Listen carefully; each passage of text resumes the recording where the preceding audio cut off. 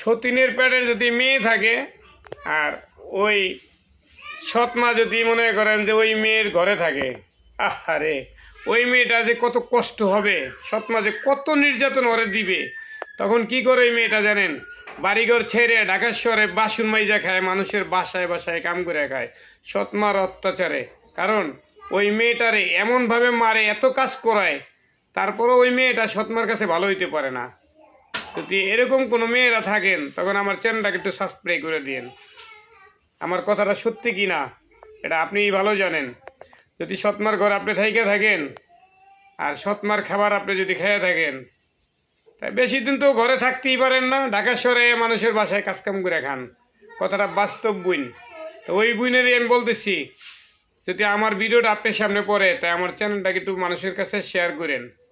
যে সৎমার অত্যাচার যদি আপনার জীবনে হয়ে থাকে তখন আমার চ্যানেলটাকে সাবস্ক্রাইব করে দিন। আল্লাহ হাফেজ।